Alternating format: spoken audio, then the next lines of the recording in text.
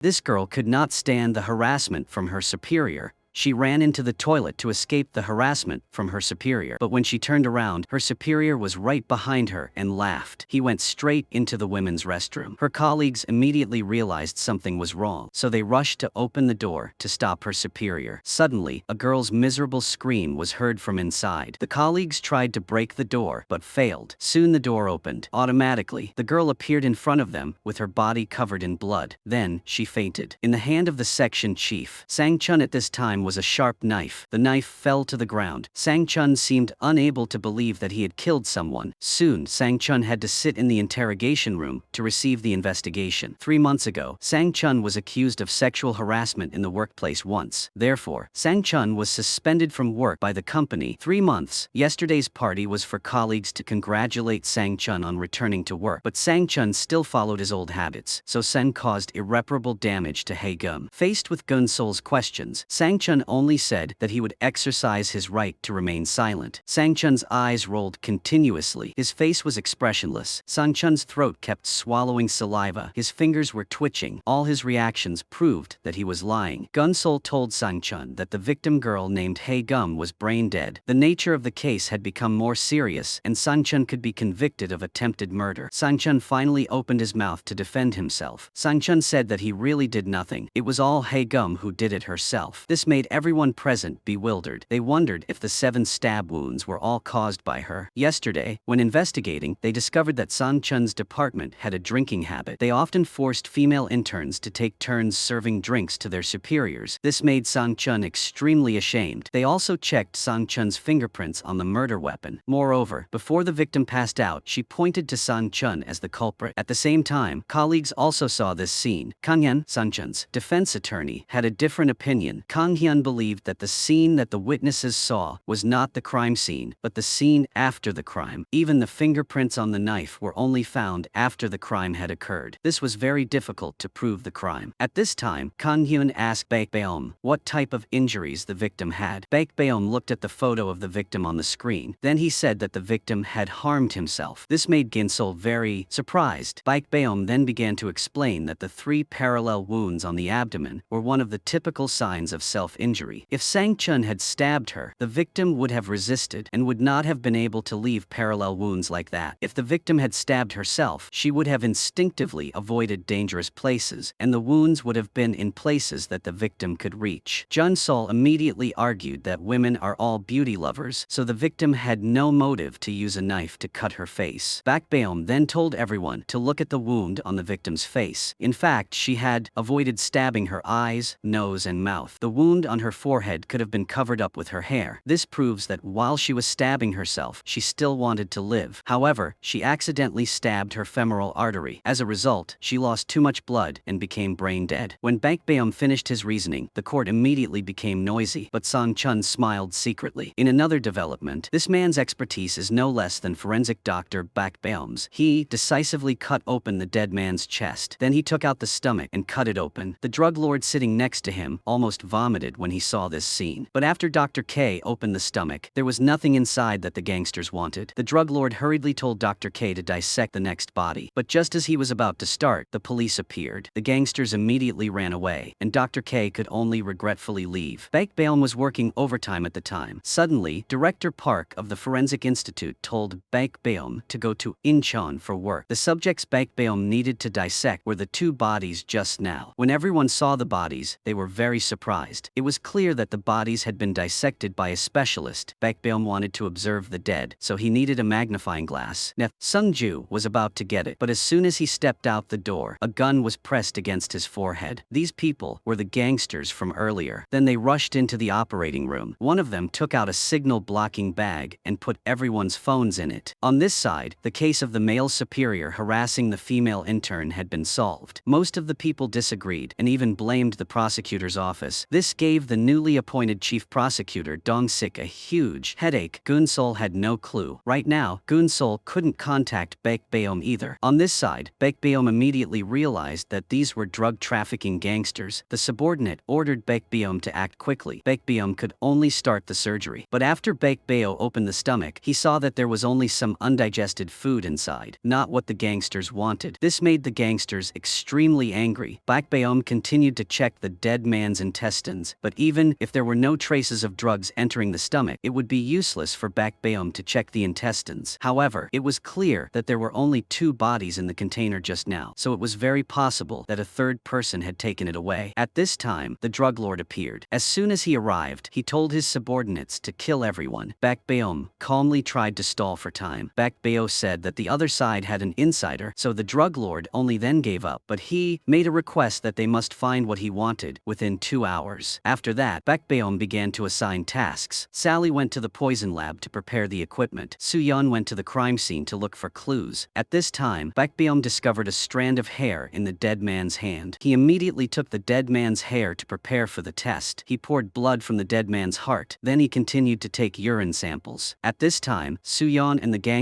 went to find prosecutor Ji-han and his colleagues. Dong-sik told them to go home and rest and that they did not need to participate in this case anymore. Ji-han said that tomorrow was a public trial. It would not be good if Dong-sik changed people so suddenly like this. But Dong-sik was extremely confident. He did not care about the opinions of others at all. Jun-sol said that they could not be so passive. There was only one person who could hear the voices of the dead, and that was forensic doctor Baek-beom. Hyundo also felt that they should leave early. Hyundo told Miho to change her makeup to seduce the guard at the door. Then she sneaked into the room to drink water. Finally, she discovered the source of the murder weapon. On this side, Baek-beom had swallowed the drug pill directly into his stomach. The drug lord applauded Baek-beom's determination. Soo-yeon also returned with a bottle, but that was enough for Baek-beom to see the problem. Moreover, in the dead man's stomach, there was only water and gastric juice. When Baek-beom investigated the hair in the dead man's hand, he discovered traces of drug use. This proved that the youngest subordinate had swallowed the drug himself. As a result, he died later. The drug lord recalled the past for a bit. At that time, this subordinate was sitting in the car with a strange expression. Back to reality. At this time, another subordinate said a sentence, told him to deliver the goods, but in the end, he ate all of them. But this person's words made everyone suspicious of him. The subordinate saw that and also started to lose his composure. He tried to speak loudly to hide his panic. Unexpectedly, he was punched by the drug lord. The boss remembered the scene where he and the young subordinate had secretly talked to each other in the container. At this time, another subordinate asked the leader whether to cut open the traitor's stomach. The drug lord immediately nodded in agreement. Then, a surgical knife was placed in Baek-beom's hand. The gun was also immediately pressed against Baek-beom's forehead. Unexpectedly, Baek-beom only used a knife to flip the subordinate's hair to check. After that, Baek-beom said that this subordinate was not a spy. The real spy was a person with curly hair. While the drug lord was confused about who the mole was, Baek-beom suddenly pulled out a few strands of hair from the subordinate who had pointed a gun at him. Baek-beom confirmed that this guy was the spy. The remaining subordinates immediately approached and surrounded him. He tried to explain, but the drug lord didn't care. Then, the drug lord told Baek-beom to cut open this subordinate's stomach to check. If Baek-beom cut open this subordinate's stomach and still didn't find the goods, he would kill Baek-beom and his teammates. Then the gangsters immediately pressed the spy down on the ground. But Baek-beom picked up a bottle of water. Then he went to the side and asked the spy to drink the whole bottle of water. At the same time, Baek-beom showed a photo of the water bottle at the scene. Baek-beom continued to explain that the body that hid drugs couldn't eat or drink anything because the stomach acid would secrete fluid and dissolve the drugs. If so, the subject who swallowed the drugs would die. That's why the 2 people in the container died. The killer took the drugs out of their bodies, then hid the drugs in his own body. But this time the spy seemed fearless. He picked up the water bottle and drank it all in one gulp. He finished drinking but didn't see any problems. Seeing that, everyone trusted him. But besides him, who had the key, there was another person who could open the door, and that was the drug lord. The subordinate immediately told his leader to drink some water too. The drug lord immediately hesitated. Meanwhile, Gun-sol had also arrived at the building where Baek-beom was being held. A subordinate discovered Jain-sol, and he intended to kill her to prevent trouble. Unexpectedly, Jain-sol's phone rang at this moment. So Jain-sol didn't enter the building anymore, but turned around and left. The subordinate silently followed Jain-sol. Just as he was about to pull out a knife to stab stabbed Gansol, he was immediately pointed at by several guns. It turned out that the special forces had arrived. They were preparing to attack inside. The drug lord was still up here, not daring to drink water. So now, even his subordinates didn't listen to him anymore. Even the gun was pointed at the boss. They squeezed their leader's mouth and poured the whole bottle of water inside. The drug lord was scared and screamed that he was going to die. It turned out that the boss had murdered the 2 drug smugglers. Then he took the drugs out of their bodies and swallowed them. Finally, he put the hair of another subordinate in the dead man's hand. At this moment, the lights suddenly went out and the special forces broke the window and rushed in. Before they could directly attack, the gangsters were already in chaos. In the end, they could only hold their heads and be tied up without any resistance. It turned out that while the lights were off to check the luminol, Su-yeon had left a distress signal. Su-yeon wrote 2 pieces of paper and handed them to the police. The police reported this to their superiors. The special forces captain went to rescue Su-yeon first, then he led the troops to rescue the remaining people. Luckily, Bakbeom hadn't drunk a drop of water since last night. Sally gave Bakbeom some vomiting pills. She also told Bakbeom to treat himself better. Then Bakbeom flipped through the photo of the deceased at the scene. He discovered that there were very deep fingernail marks on the victim's left palm. There was nothing on the right hand, but the trial was about to begin. Bakbeom just wanted to focus on the examination, so he told Sungju to turn off the mic. On this side, Hyundo and Miho also found out the origin of the fruit knife. The victim had bought it himself. They immediately took this clue to find Chief Prosecutor Dong-sik, who was in court. But Dong-sik seemed very confident that he had won. Dong-sik didn't care about this evidence. Sure enough, as soon as Dong-sik entered the court, he immediately showed the evidence he had prepared. This was what reporter Jin had provided to Dong-sik. It was a video taken outside the bathroom window. The video showed a man wearing clothes identical to Sang-chun. Based on the height of the window, the height of the murderer could be calculated. Everything was exactly the same as Sang-chun. Sang-chun was speechless with shock. On this side, Bakbeom cut the suture and finished the autopsy. Bakbeom took the evidence and quickly went to the courtroom. On this side, Chief Prosecutor Dong-sik was continuously accusing Sang-chun. Because of an intern, Sang-chun was fired for 3 months, so Sang-chun stabbed her 7 times in revenge. Hearing those words, Sang-chun denied it continuously. Sang-chun immediately became agitated. Sang-chun recalled the scene that day. He just wanted to come and apologize to the female intern, but Hagum seemed very scared of Sang-chun. Dong-sik then concluded that this was a case of accidental murder in the workplace. The judge was about to give a verdict, but Bakbeom was still performing an autopsy. Lawyer Kang-hyun could only stall for time. At this moment, a car slowly stopped in front of the courthouse gate. Unexpectedly, the person who opened the door and walked in was Do-nam. The red car carrying Bakbeom was also speeding on the road. Gunsol drove very fast to get to the courthouse on time, but Bakbeom asked her to turn around because the current evidence was still insufficient. In court, Do-nam fundamentally disagreed with Bakbeom's argument that Hae-geum stabbed herself. Dong-sik immediately asked if Do-nam meant that the wounds could also have been caused by someone else. Do-nam immediately affirmed that it was entirely possible. Sang-chun was breathing heavily. Bakbeom was now walking to the women's restroom where the crime took place. Bakbeom carefully observed the bloodstains on the door. Lawyer Kang-hyun in court had completely lost his confidence. Just as the judge was about to make a decision, Bakbeom finally appeared. Lawyer Kang-hyun asked to invite more witnesses. Because opinions before and after the autopsy could be different, the judge allowed one last interrogation of the witnesses. Then Bakbeom stepped forward. First, Bakbeom opened a photo of the victim's palm. Everyone could clearly see the nail marks in the palm. Then, Bakbeom opened a photo of the victim's palm right after the incident. This showed that the victim was still in great pain when he was about to die. Those nail marks could be considered evidence. They showed that the victim was determined to reveal the truth. Bakbeom continued to explain the video of Sang-chun holding the knife. In the video, blood was splattered. Bakbeom opened a photo of the floor, but there were only drops of blood on the floor. This proves that the knife was in a stopped state. Bakbeom deduced that the victim had her back to the bathroom door. She held the knife in one hand and clenched the other to endure the pain. She kept stabbing and pulling the knife out, causing blood to splatter everywhere. Then she stabbed her own leg, causing blood to drip onto the ground. This was the truth revealed by the bloodstains. If it was Sang-chun who stabbed her, it was impossible to create such a bloodstain. Sang-chun only wanted to snatch the knife, stuck in the victim's thigh. This reversal of conclusion made everyone present extremely surprised. Even if Chief Prosecutor Dong-sik had the evidence in his hand, he could not refute it any further. Even though everyone knew Sang-chun was a bad person, the law would always judge fairly and orderly. They could only criticize a person person's morality, but the truth would always prevail. In another development, a man fell asleep while driving, causing him to not react in time and causing an accident. On this side, a woman fell asleep and crashed directly into a truck that was running a red light. These two traffic accidents happened at the same time. Moreover, the two drivers were husband and wife. Before that, when they were preparing to go to work, the husband also zipped up his wife's bag. The wife looked at her husband with gentle eyes. This made the neighbors unable to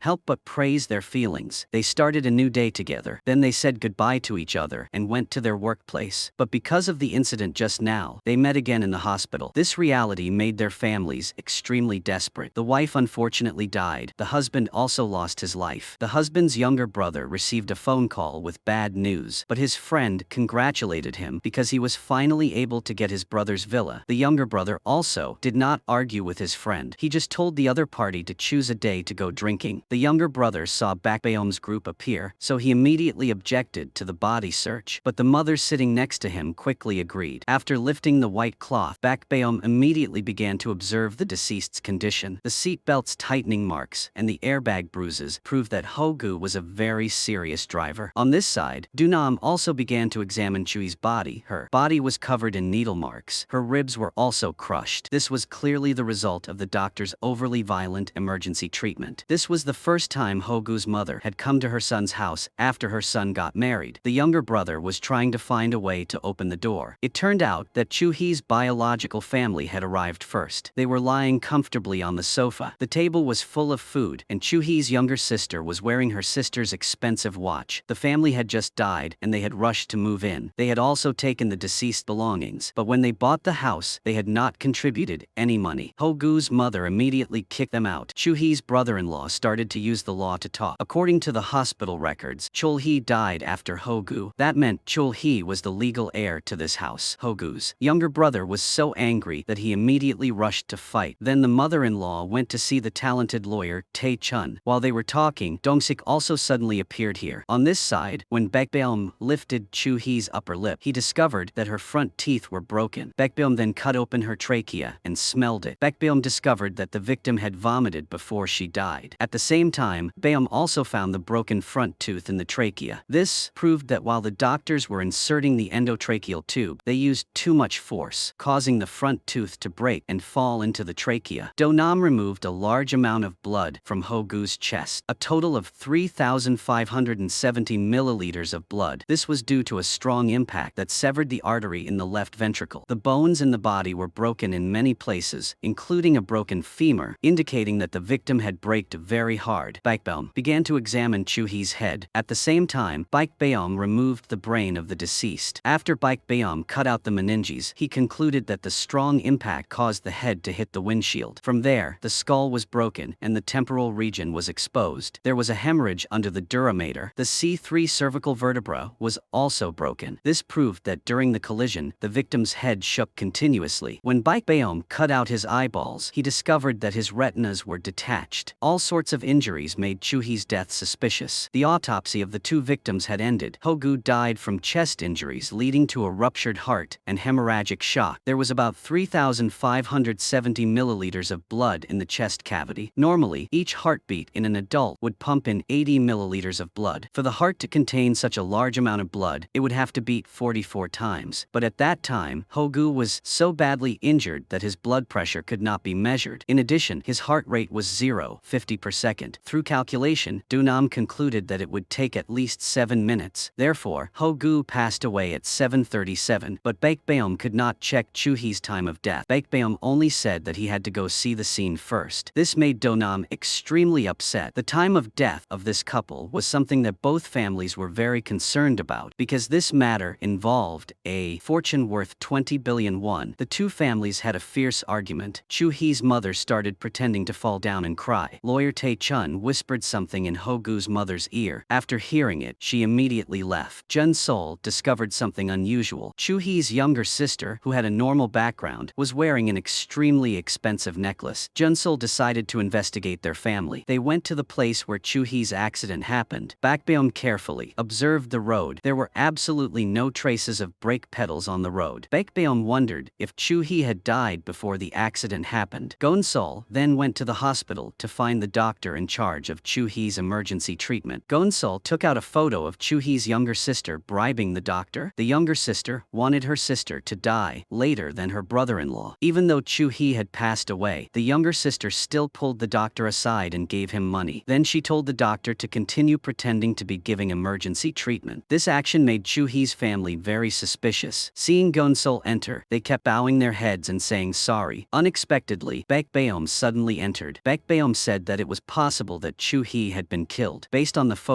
of the crime scene, the deceased did not show any instinctive slowing down. At that time, the visibility of the road was more than 200 meters. Chu-hee had enough time to brake. Either Chu-hee had lost consciousness early, or her eyesight had problems. This explained Chu-hee's retina detachment. However, what could cause Chu-hee's body to experience these two states at the same time was nitrous oxide, also known as laughing gas. It can cause vomiting. When the victim overdoses, they will suffer from retinal detachment and lack of oxygen in the blood. This causes the user to lose consciousness. Normally, this laughing gas is used in dentistry. Chu-hee's younger sister is currently working as a dental hygienist, so it is obvious that she cannot avoid being investigated. But there is more than one suspect. Ho-gu's brother-in-law lives in poverty. Ho-gu's biological brother has a failed auto repair business. The mother-in-law had previously strongly prevented her son from marrying a poor person. After the group assigned tasks, Soo-dong and Ji-han decided to start investigating from the car in the accident. The husband's car was still there, while the wife's car had been towed away by Ho-gu's younger brother. The two immediately ran to find the car. On this side, Hyun-do and his colleagues also went to the dental hospital. They searched together. The laughing gas was normally kept by Chu-hee's younger sister. Coincidentally, a cylinder of laughing gas was missing. The police also checked that Chu-hee's daily schedule was very regular. Do-hee was Chu-hee's younger sister, so it was easy for her to know her daily schedule. The fact that the laughing gas was being imported and exported incorrectly made Do-hee panic. Moreover, there was evidence that Do-hee had stolen it, but Do-hee said that she did it to sell it for money, so they could investigate further. Do-hee also said that her sister had absolutely no status in her husband's family. Her mother-in-law even used all kinds of tricks to force Chu-hee to divorce. This made the nature of the case even more complicated. Ho-gu's younger brother was now asking the driver to crush the car. Seeing Ji-han coming, Ho-chun hurriedly pressed the button to destroy the evidence. Soo-dong immediately snatched the remote control. Thanks to that, the car was not crushed, but Ho-chun started acting again. Ho-chun shouted angrily that he had told him to stop. Do-nam did not want to say anything more and just took the car and left. After everyone arrived, Do-nam began to recount his discovery. There was also nitrous gas at the back of the car. All cars had a film to block the exhaust, but when Do-nam closely observed the film, he saw a hole in it. Therefore, the exhaust gas was transmitted into the car. Therefore, Baekbeom's opinion was completely incorrect. In the end, Do-nam had won against Baekbeom once. This made Do-nam extremely happy. Before leaving, Ho-chun did not forget to mock Soo-dong. This made Soo-dong very angry. Soo-dong secretly swore that he would definitely investigate something. Unexpectedly, after Soo-dong stayed up all night to investigate, he found a real clue. Ho-chun's car entered the parking lot of the victim's house. In addition, Ho-chun stayed in Chu-hee's car for half an hour. This proves that the hole in the membrane was most likely caused by humans. In the interrogation room, Ho-chun appeared extremely confident. Ji-han took out the evidence and placed it in front of him, but Ho-chun continued to justify himself. When Ho-chun saw the video of himself getting into the car, his facial expression began to panic. When the criminal police entered, Ho-chun stood up in fear. It turned out that Ho-chun got into the car to install a surveillance device. Ho-chun's mother told him to do this. In addition, Ho-chun also told Ji-han the specific location of the device. But now, the evidence that could prove Ho-chun's innocence has been destroyed by his own hands. Later, Ho-chun said that Chu-hee's sister was not a good person either. One day, Ho-chun stood outside the door and eavesdropped. Ho-chun discovered that Chu-hee was his sister's money-making tool. As long as Chu-hee doesn't give the money on time, the younger sister will start to threaten her sister. So Ho-chun thinks that Chu-hee's biological family is the mastermind. On this side, Do-nam also discovered the surveillance device in the rearview mirror, but it was severely damaged. It would be very difficult and time-consuming to restore it. Baekbeom is also focusing on checking Ho-gu's car. They brought the airbag for Soo-yeon to test. Through observation under a microscope, they found traces of the dried substance. Now they just need to test the DNA to find the culprit. In the interrogation room, Soo-dong took out the restored video, but obviously the images in the video could no longer be restored. But the sound was still there. It turned out that the mother-in-law had investigated that her daughter-in-law was not in her first marriage, so she wanted to force Chu-hee to quickly leave her son. But Chu-hee also took out a photo to threaten her mother-in-law. mother-in-law. She wanted to earn some money to give to her biological family to spend. On this side, Baek Beom also discovered saliva on the airbag in her husband's car. This proved that there was another person in his car at that time. In addition, from the lipstick marks on the victim, Baek Beom could confirm that this person was a woman. On this side, the mother-in-law knew that she was suspected of being the culprit, so she immediately pretended to have a heart attack. Jihan immediately brought a glass of water to her. The mother-in-law quickly took a sip, then Jun Sol immediately took the glass of water and left. There was both saliva and lipstick marks on the glass of water. Just when everyone thought they had solved the case, the DNA test results showed incompatibility. It seemed that this case was really complicated. Next, they collected saliva from Chu-hee's mother and sister,